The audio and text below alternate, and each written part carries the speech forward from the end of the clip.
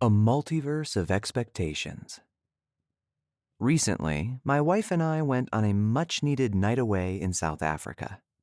It had been ages since we'd gotten away just the two of us for some R&R and a short break from the daily grind.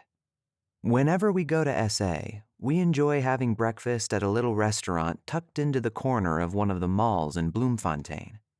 It has a great atmosphere and even better food. Seriously. The French toast with yogurt and seasonal berries is to die for. With grumbling tummies and mouth-watering expectations, you can imagine our horror and disappointment when we arrived at the restaurant and found it closed. Permanently. We had just watched Doctor Strange in the Multiverse of Madness the previous evening, and I was sure we must have somehow been transported to an alternative universe in which some maniacal supervillain had shut down our beloved breakfast spot. After several minutes of staring through the windows, hoping it was all a silly misunderstanding, and inwardly checking to see if I had any incredible superpowers in this alternate universe, we finally had to accept reality and seek our morning sustenance elsewhere. I share this anecdote because I think it has a lot of relevance for those of us working in creative industries regarding expectations, and because I'm hoping someone can confirm or deny whether we've jumped universes or not. Anyone? Forget everything you think you know. With the ongoing development of technology at a seemingly faster and faster pace and the inundation of information available at the clickety-clack of the keyboard, it is simpler than ever for just about anyone from any background to give VO a shot.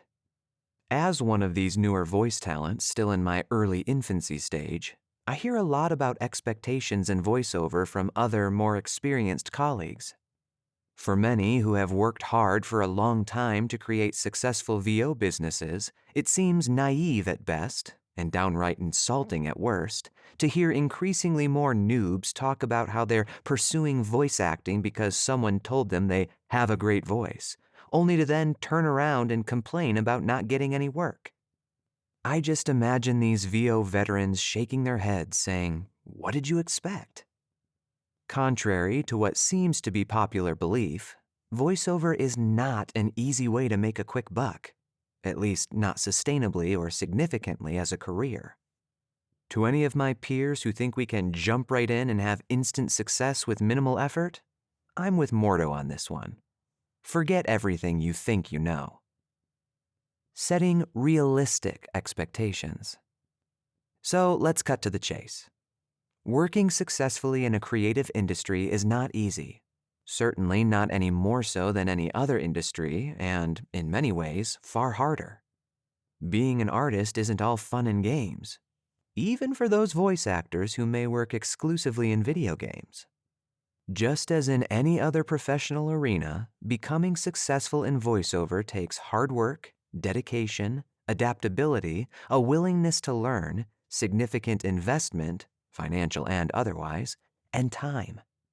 There's no express elevator to the top, at least not in this universe. Man, why couldn't the multiverse have spit me out in a place like that? Even with all these traits in place and genuinely applied, there will still be lulls and slow seasons because, like many creative businesses, successful voiceovers require and are dependent upon clients, external from yourself. With that in mind, let's begin to alter our expectations and tailor them to the reality we actually find ourselves in. How can we best develop these important traits and use our time wisely during the lulls between projects? Practice, practice, practice. It's almost a cliche at this point, but it's not, because it's just the way things are.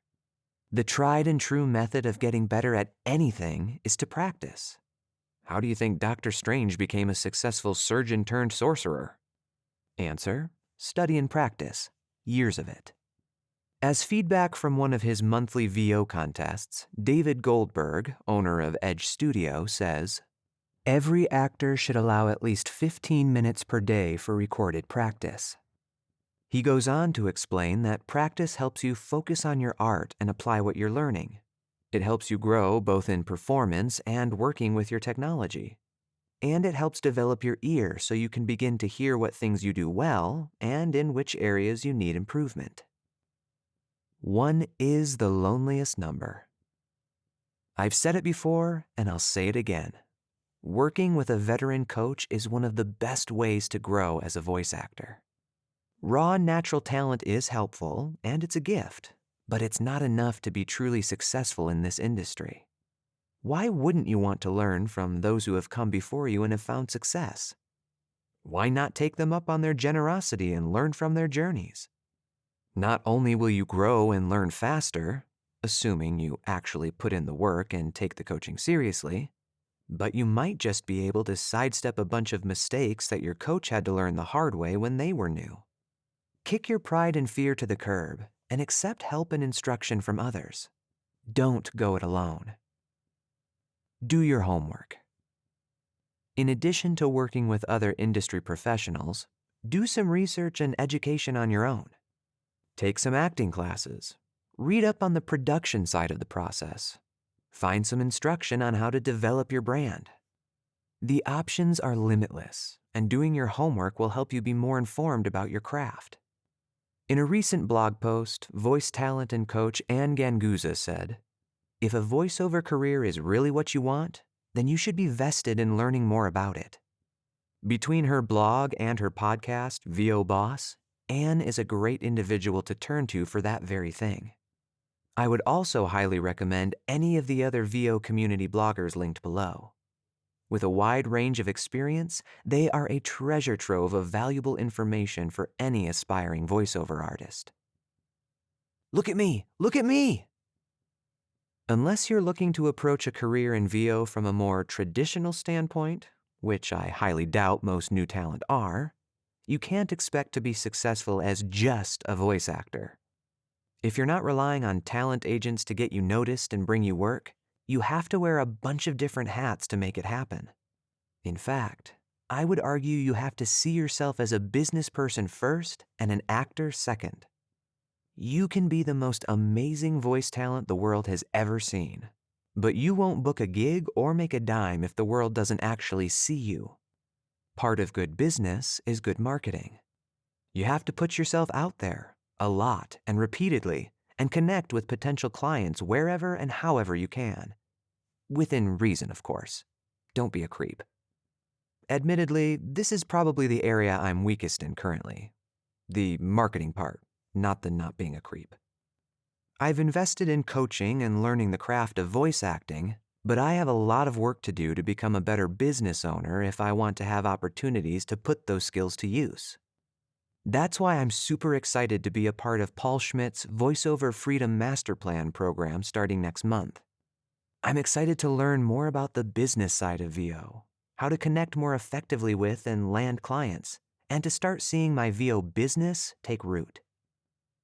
Expect the expected. I hope everything I've shared up to this point doesn't really come as much of a surprise to anyone.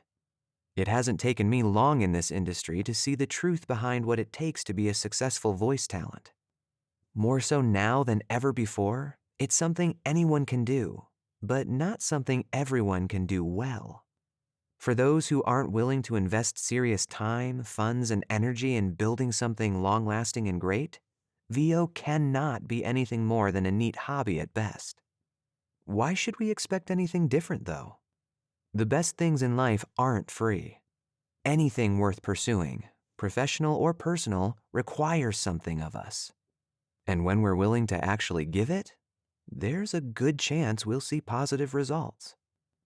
What kinds of unrealistic expectations have you had to deal with in your life? How have you managed to overcome them? I'm still learning every day, and I hope I will continue to until the end. So tell me, what did I miss?